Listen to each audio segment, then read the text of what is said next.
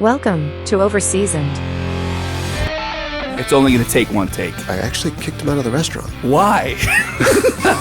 Gotta bitch to someone. Gotta bitch to somebody, and I'm good to bitch to. I thought you were from Spain. Yes, I am. Oh. Sí soy. Gotcha. Soy chorizo. Oh, no. You've gone into Martha Stewart land. It's good. It's just not live. Whatever. Okay. It's like a scene from Cocoon. Like the sun goes down. You don't want to get blacklisted. You know what, Mr. President? Is this what you want?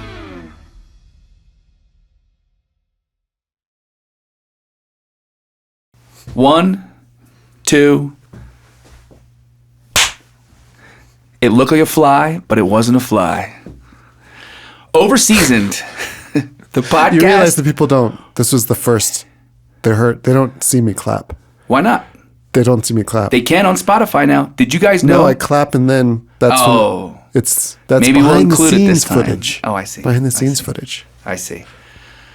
So we switched it up, Tony. We're standing. We're standing. This is nice. Bogota is such a high altitude. I feel like it's hard to breathe a little bit sometimes. So yeah, when you're sitting it's and also stuff, just, it's like I find myself gasping for air. It's every the once in a natural while. beauty of just this whole country, these people. We're here at Velvet Studios, and Tony and I were reminiscing on our walk over here to Velvet Studios here in Bogota. Just about our old restaurant days, as we often do. It's the reference point for most things in life. And man. Is it a scar or is it an open wound? What is it? Does it change? Does it fester? Does it linger? Does it ooze? I think it does all of that, just depending on the day. Depending on the day, for sure. Depending on the day, depending on the holiday, depending on what in-laws or whoever is there visiting. Different parts of your restaurant, like, you know what I mean? Like the metamorphosis, it all comes back. But, you know, we finally made it out, Tone. I had a good friend of mine reached out to me, let me know he had been fired. I felt really bad for him. We're still in the mental prison, but we've made it out physically. We've made it out physically. Yeah. We're still in the mental prison. So a good friend reached out, said, hey, I lost my job. And doing what? He was beverage director for a really great restaurant. And I don't want to get too specific as to allow him the privacy to go along his journey as he might have to. And, you know, this super talented dude, incredible pedigree of experience, like 3-star Michelin, opening hotels. So what does a beverage director do in that regard? Beverage director, I think, number one, is the person responsible for the costs associated with all things beverage, making the cocktail list, making sure that the cocktail list... Not necessarily running the bar, although they might some days. Yeah, I bet they do. They're bartending. Not bartending, but ensuring that the schedules are tight, they're the that you chef have the of coverage. The liquids. Yeah, chef of liquids. You know, you got to make sure that the cocktail lists are up to date. When your corporate, you know, masters let you know that you have to change to a new brand because they got a bunch of money in their pocket. There's always one menu. There's always one menu kicking around that doesn't get destroyed. Right. That doesn't get updated. There's always one, and it always happens. There really is always one in the middle of service. Yeah, that one. There's somebody that like sneaks it onto a table. Dude, it gets lost inside the cushion gremlin. Of the lounge or something, you know? Yeah. A restaurant gremlin. You've updated the website. You've updated the social meds. Yep. You've updated everything, yet you still get that like summer cocktail that you're right. up in You're right. in October. Then you got to have like, you know, you got to update the POSs, the inventory sheets, which was such a pain in the ass. Then again, making sure you have coverage. Do you have lounge servers for that day? Do you have an event where you need to have extra people? And the people who chose the event have that menu that they chose the menu 3 months ago. Correct. Yet that's still on there. Of course they're expecting that menu. Because the new menu wasn't updated yet. Yes. So you just have to run around and grab those stuff Yes. so that they can be happy. Well, then you need to do your orders, and then you got to make sure that you're within budget. You got to make sure the invoices get to accounting so you don't get cut off from your vendors.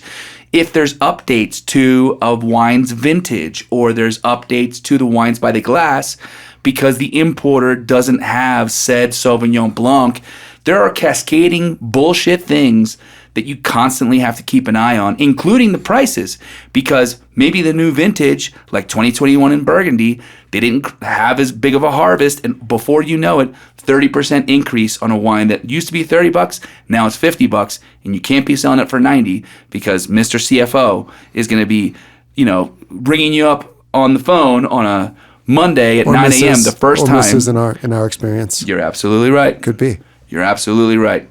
So there's a lot of things that a beverage director is keeping an eye on. And in this case, I think said friend was keeping an eye on a bunch of sommeliers.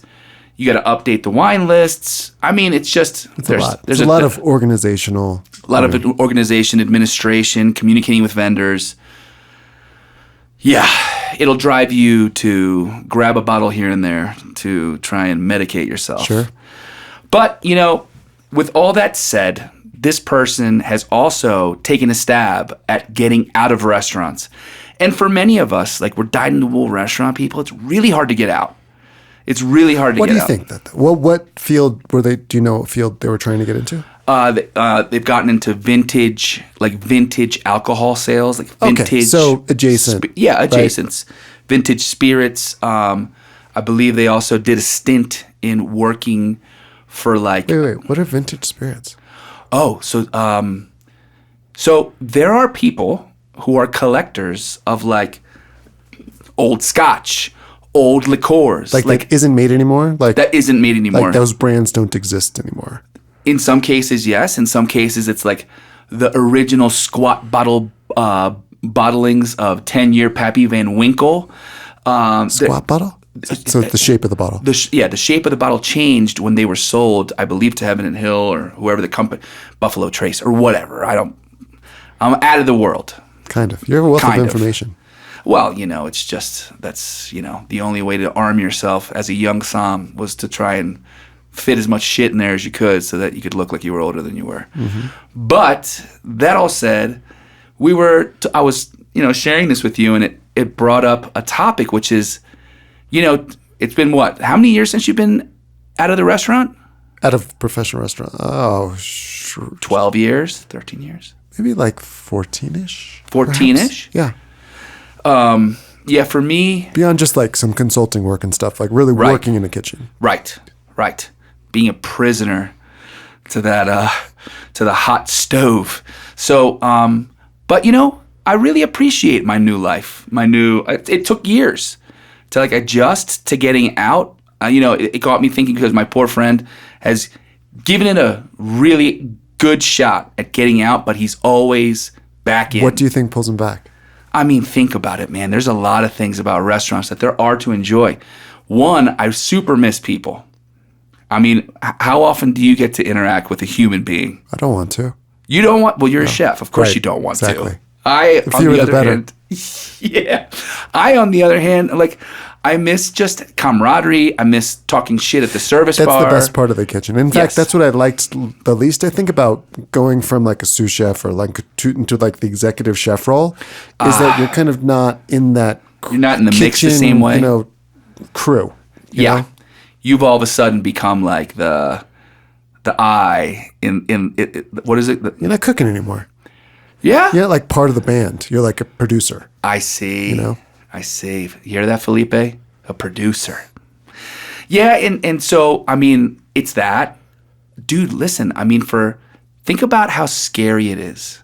You, like, establish yourself at a certain level. You're making good money. And you've got, like, a domain expertise. You can walk the floor, or in your case... But where's the conflict then? I know maybe you go from a job or a place closes. You try to dabble at something else before getting another job. But yeah, I determined, like, I want to get out of this business, but I can't because there's certain things I like about it too much. I think. Well, look. In some cases, it's just like you're a fish out of water, like trying to. What do you mean I can't show up hungover? Or what? There's a meeting at 8:30 in the morning. Right. Or emails. You want me to respond to emails? There's just so much stuff that like you take for granted that, like you can. I miss. You give your life to the restaurant, right? But everything in the outside world is kind of and second fiddle or third or fourth. Yeah. I think you also, there's something about the shift being done, right? There's this cathartic feeling to seeing like the whole crescendo of deliveries, then the people prepping the food, and then today's special is, and hey, we're out of this for the day. It's a drug. I want you guys to push the following. And it's like you go through so much to like get a good service going and execute and blah, blah, blah, blah, blah. And before you know it, like last entrees go out, double check that everything's cool. Everything's delicious. Great. Hope you don't hang out too long in the dining room so we can get the hell out of here.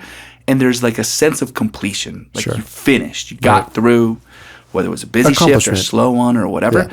And I think in the outside world, in other professions, I never quite, it's hard to have that sense of accomplishment. You kind of log off and you're like, what's next? Yeah. Right. Well, or there's like projects or onboardings or like, you know, conversations. The thing about restaurants is that happens on a daily basis. Yes. Whereas many things like with our current job, projects can take months or years to see their completion, if they ever even, in fact, are completed. Yes. So definitely I miss that sense of like the day's done, we did good, hopefully. Yeah. Right? And you start again the next day. Dish is finished. Right. You know, or whatever it is. And I think also once you've like, think about all you've learned, techniques, dishes, sauces, like all these things, this compendium, this lexicon of knowledge that, you know, you get into restaurant tech and there's very little of it that you can actually apply. I mean, there's principles and there's ways to work, there's ways to help try and manage a team, but it doesn't have the same, I don't know, like energy, you know, like even, for example, talking about, you know, old whiskeys or whatever, like I forget so much that used to just be locked in there, for you sure. know? And so anyway, this friend's tried to make a couple exits and it hasn't been successful, but we made it. We made it out. We figured out how to live in the real world. We're still on the journey sometimes. I'm certainly in the journey, right? I'm certainly. There were many times during the very difficult parts of getting this business up and going, early years to mid years. To even yesterday.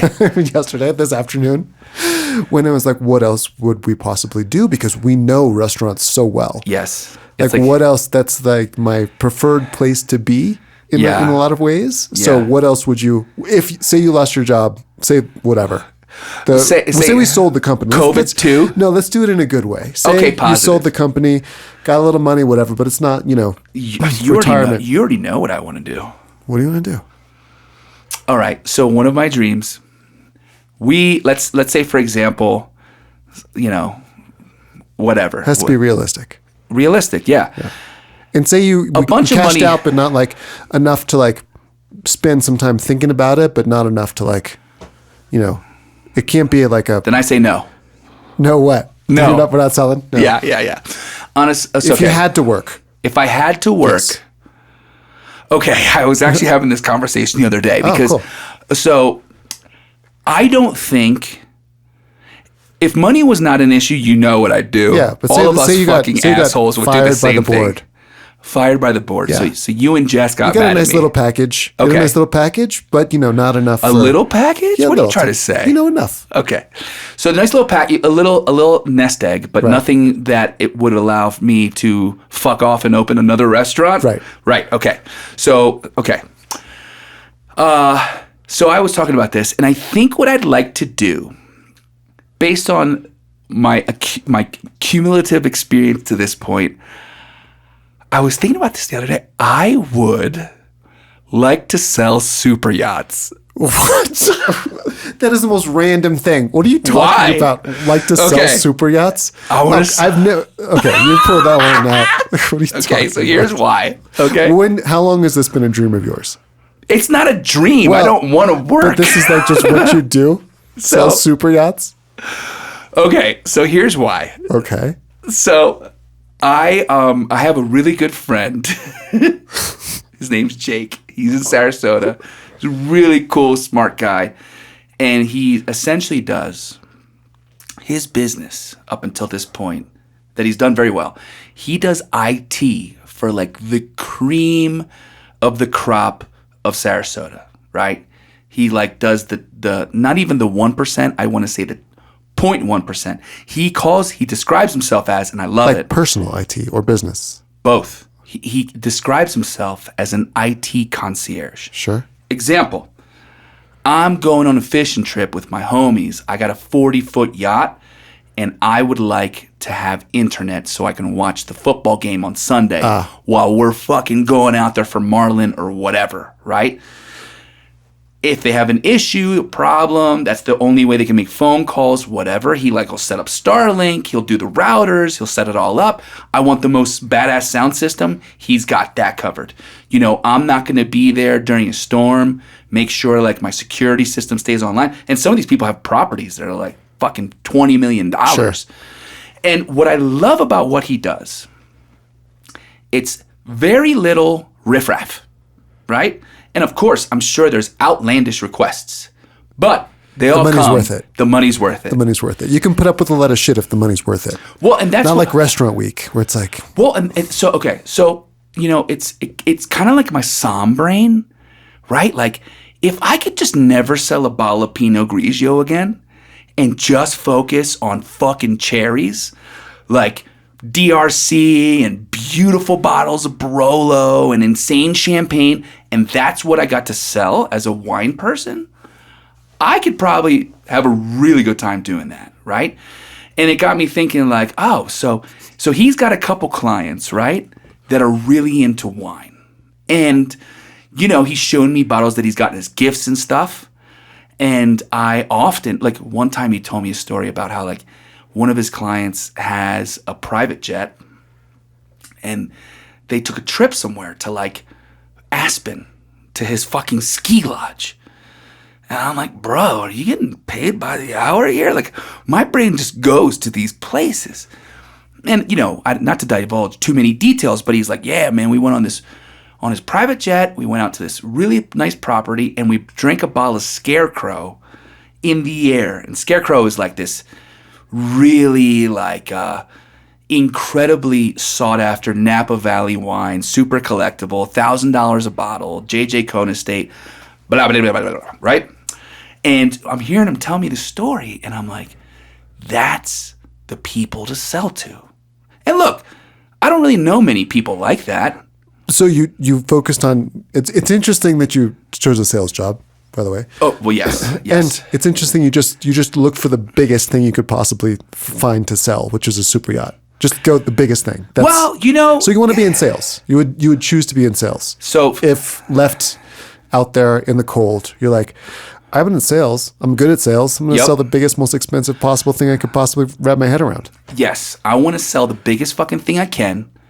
No more $99 a month fucking invoice processing. Fuck that. I want to sell $10 million boats. Got it. I want to sell them to people who want to buy those. I don't know. How many would you have to sell a year? I would imagine it's like 1 a quarter and you're fucking living good. Yeah, I would imagine. You know? I don't know. 3% of 10 million is $300,000. The thing is this. I'm good at building relationships. And I'm good at whatever, like figuring out what people want, right? It's just the restaurant brain, the restaurant lizard brain, right? And I don't know. I don't want to schlep. I'm done with the schlepping. Well, you'll do it for enough. Well, I'll schlep. Yeah, I'll schlep around. Yeah, you want me to fucking clean your boat? If you're paying me $200 an hour, I'll clean the fuck out of your boat. I'll make sure I'll make sure wifey can't find anything on that boat. $200 an hour. Spick and span. But anyway, yeah, $200 an hour with a commitment to at least 30 hours a week. Right. 45 an hour. You learn as you go. Right. You learn. But anyway, yeah, I'd like to sell super yachts. Per diem. I think, you had that idea a while ago for culinary landscaping. I love that one. I love that one too. Like building gardens for people that are all edible things and things they can. Fuck yeah. Dude, and you would love that. I would love that. Walk around, be like, hey, I think you need some fucking Tuscan rosemary over here. Yeah. I got some clippings, but for the clones, it's a little extra. Right. That whole thing. And so, is that so you would want to be a culinary landscaper? Something involving growing things, for sure. Orcharding. Yeah. Culinary landscaping a little bit. Yeah. Something like that. Like stitching together like the farms and stuff in an area. Yeah. wineries, all that kind of stuff. Yeah, it's cool. From spending time out in the North Fork, I also thought people are doing these like vacation, like weekends, right? Yeah. You come out on a Friday night, usually if you have to work that day, or late afternoon, something like that, if you can't leave on Thursday. Yep. Or your family comes out and you come out the next day. But you got to spend the whole next morning shopping and running around and doing that stuff. Like, load up the refrigerators. Here's what you got. Here's where it's from. It's all ready. Here's your menu. Like, kind of private chefing thing, but you have the key to the house. Right. You load up the refrigerators the day or two before. And you leave. You're not there cooking the food. You're not there doing that stuff. You're just sourcing it, having a relationship with the farmers and so forth, and stocking the fridges. It sounds to me like a culinary concierge. Yeah, could be. Well, I don't want them calling me all the time. I just want to stock it and leave. I don't do the whole, I can't. You want to limit your human interaction. I want to limit my human interaction. Which is exactly why you'd rather interact with a lemon tree. Sure. Yeah. Your eyes lit up the moment you realized that whoever you're talking to or singing to was a plant. I've been getting into growing trees a little bit, planting different apple trees. None of them are old enough to bear fruit yet, but it's a journey. I must ask because every time obviously your brain still yearns for knowledge and learning and stuff. Every time we interact with any one of the plants at the office, or we're about to go to Manila, and Lord knows, Manila office, get your shit together. Better water those plants, because Green Thumb Tony is about to walk in and say, this one needs to be away from the air conditioner. This one needs some spray. So let me ask you, Tony, did you ever have any interest in botany or horticulture when you were a kid or anything? I mean, I guess there's interest there, obviously, but never got to dive any deeper. So this all comes from having your own shit to worry about, right? Your own lawn, your own herbs. I always enjoyed it, right? But I definitely come on, it's a dream. Like, you see those pictures of the French chef out there clipping stuff from his garden right next to the restaurant, and they're doing 10 dinners a night on Friday night only. Yeah. Come on, that'd be amazing. Pretty sick. It's kind of like cooking on your terms, Yeah. It's kind of like, honestly, it's just like being like that Dan Barber from Bluestone Hills, but without having any diners in your, right? Fewer. I've always liked this is a little bit of a departure, but I've always liked the dining where it's just set menus also, right? So I love that whole thing. Just show up, there's courses, it's family style, it's all fresh and great, and that's the way to operate a restaurant, I believe. A big old bird, roasted, hack at it. Could be. Yeah. Could be. Changes by the day or week or something like that. Yeah. Well, so now that we know what we would do. So I would start a little farm, something. Culinary landscaping. Potentially, you would sell yachts. I'm glad to see that we're... Honestly, Tony, when you think about it, though, it almost feels... I mean, nobody's going to have a culinary landscaper unless they have some fucking dough. I mean, you know what I mean? People are just trying to get by. For example, my mom, right, is concerned about two things. Do you show up to cut the grass? Are you removing the clippings from said grass? That's it. That's all she's trying to get through, right? And it's been a struggle for her to find good, consistent help. It is. Right? It is a struggle, yeah. Right? Now, when you fucking show up and you're like, well, part of my service is I'm going to load your fucking fridge up with, I don't know, bourbon barrel aged soy sauce, and I'll also keep an eye on your kumquats. Pretty sure we're selling to the same person. Yeah. So well, Florida, you guys have a year-round growing season. That'd be amazing. Why don't do you not have anything growing? And you must have a citrus tree of some sort. Dude. So when I went and did that olive harvest, I remember telling you, dude, my buddy Chris, his dad has this incredible garden. Oh my God, there's gorgeous heirloom tomatoes and a horiatiki salad, dude. Oriatiki. Right. Sorry. Oriatiki. Just make sure all my Greek friends don't yell at me. Dude, this backyard was a dream. Just busting with... It was like the Garden of Eden, but there's just capers. There's only 3 people eating. So you could have literally started a restaurant out of this backyard. They had incredible mandarins. They had beautiful zucchinis and squash and tomatoes and cucumbers and onions. you would like trip on something and that's edible. Right, You know what I mean? right. Just gorgeous. And so of course, oregano, just fucking, you know what I mean? Like growing out what they're mowing growing out of the down. gutter. That's what they're mowing down. God, fucking Get these always comes clippings back. out of here. Yeah. It was incredible. I love that, edible stuff. We have too much lawn in the States. It's all just lawn and stuff that's like. What a waste. Yeah. I hate it. I hate if. But what do you have growing in Florida? You have one little tree? So that's what I was trying to tell you. So remember I was telling you we had these mandarin oranges that were growing in Cyprus were like, dude, you literally just like, if you accidentally flicked it, like oil Right. just bursted and it just smelled so perfume. Like Cleopatra wants these oranges Right. for her perfume. They were fucking beautiful. And then you rip it open and like the skin would perfectly pull off of the flesh. They were so easy to eat. And dude, you take one bite and you're like, oh, this is what Starburst wishes it could taste like. Beautiful, bright, citrusy, incredible acid, perfect sweetness. It was the best. Yeah. I'll never forget one morning, his father was like cranking out his 8th cigarette of the morning. And I was like, hey, you want me to make some breakfast? And he's like, you know, he's just classic Greek guy. With olive oil there, egg, whatever you want. So I made some crispy fried eggs. And then I just went outside, literally, right outside the door, a huge mandarin tree, like growing into the fence, right? Like just, you can't, God's fury unleashed in like bloom, right? Walk outside, grab a couple mandarins, pull them off, crispy olive oil fried eggs. Like they had people driving around the town just selling shit, cheese, bread. And I'm like, you have any bread? He's like, let me text my friend. And dude, they pull up, I swear to God, pull up in a fucking thing. What kind of bread do you want? And I'm like, I don't even eat bread. What do you want with eggs to dip your eggs in? Like, you know, whatever. €2. The guy drove. It wasn't even DoorDash. It was like a text. How much did you tip? Dude, no tip. He's like, don't fucking drive on my grass next time. You know what I mean? Like, get out of here.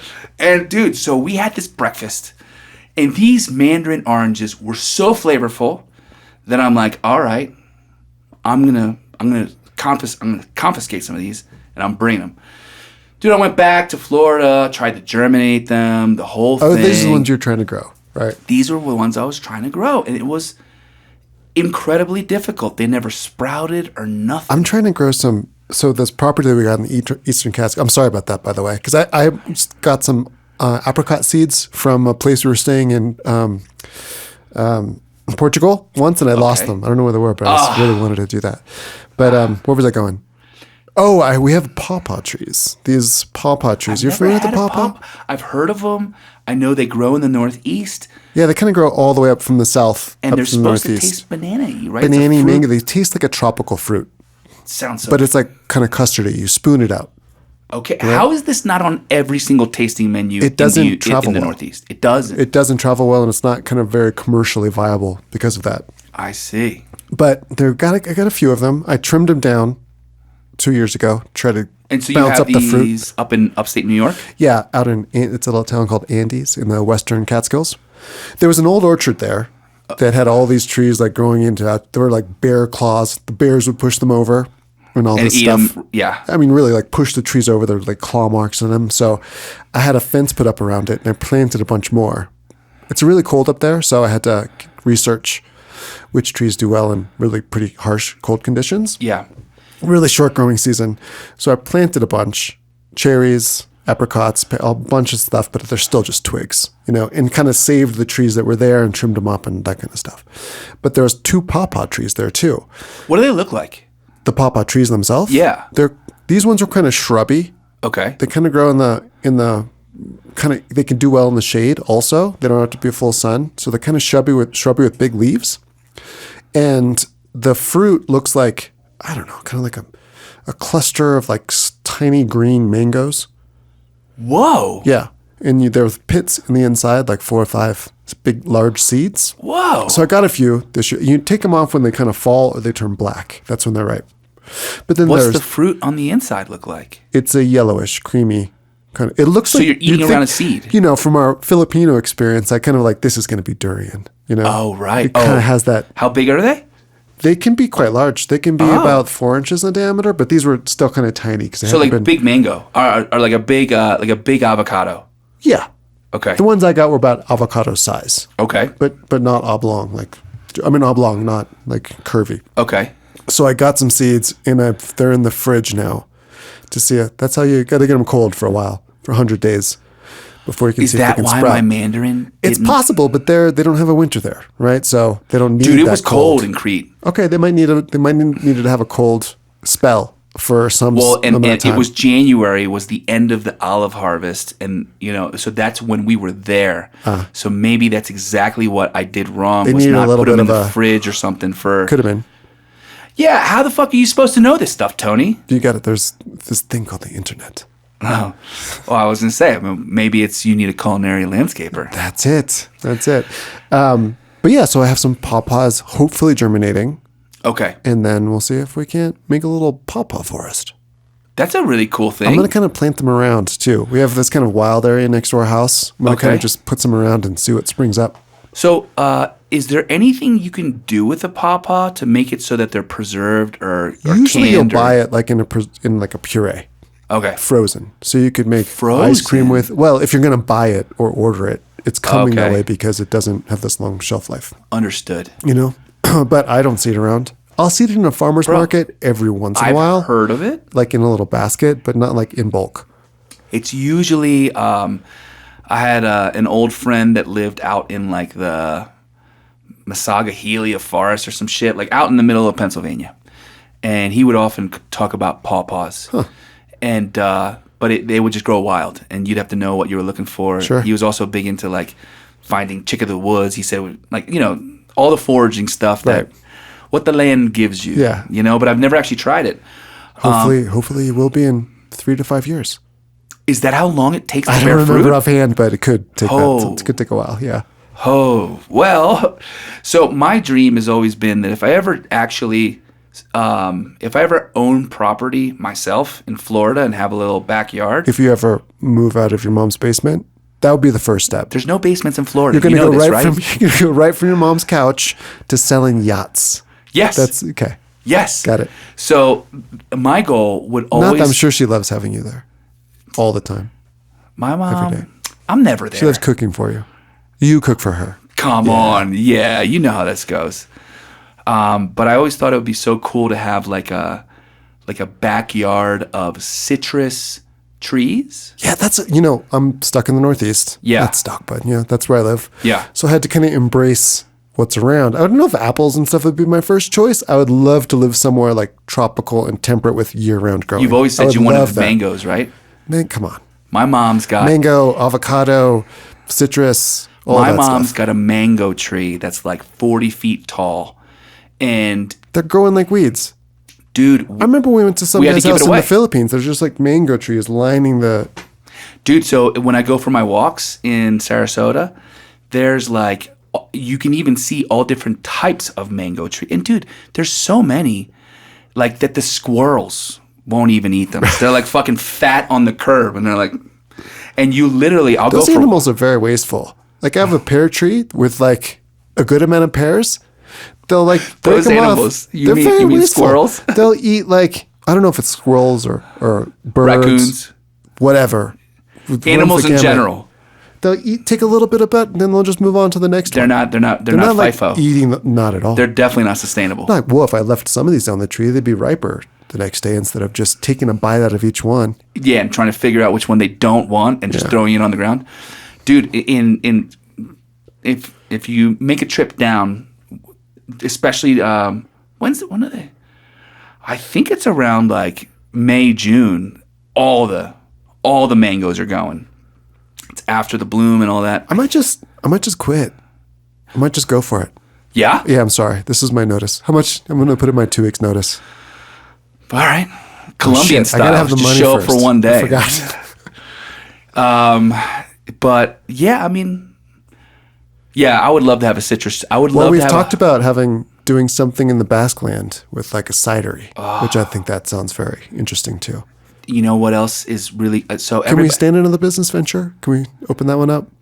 Yeah, I would love that. Cool. I could do that one. I think would be sick. So there's so many adjacent things off of the cider too. So obviously, So you're telling me the cidery is like, yeah, there's the cidery is like at the higher elevations, and then olives are at the lower elevations. that's correct. So up Within in the Basque, hills yeah. so you can kind of do both. You know, Depending on what kind of swaying terrain that you have. Yeah, you could.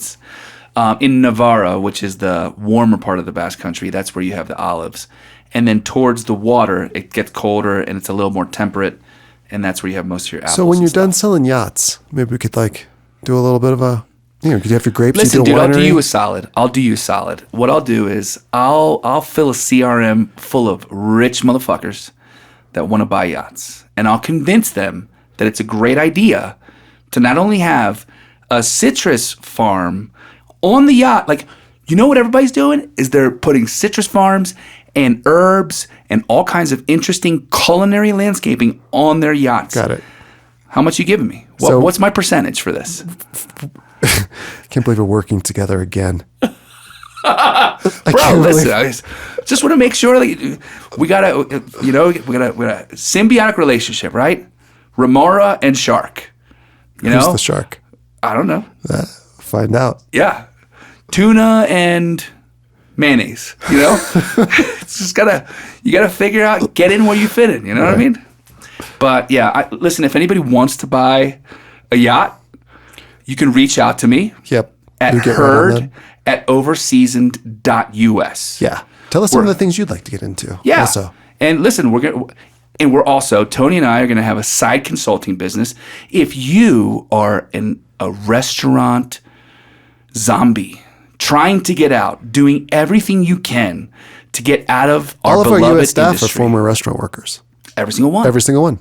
Every single one. We provide that open space, that safe space for former restaurant people to come. Yes, that staff meal. Put you on the other side. Yes. And if you're looking for consulting work or need help trying to figure out where your life should go, reach out. $200 an hour. You already said it. Absolutely. We'll fucking we'll help you with whatever you need. 45-minute hour. Whatever it is. 5-hour minimum. Okay. This is good. Thanks for listening to Overseasoned. Thank you. We have Overseasoned TV. Yes. If you didn't know this, we have a really cool coffee episode that just came out. And if you've got any ideas for things that we should cover, places we should visit, people that we should see, yachts that we should put some culinary landscaping on, let us know. Thanks for listening. Thank you. Au revoir. Overseasoned Podcast was brought to you by Over Easy Office, outsourced bookkeeping solution.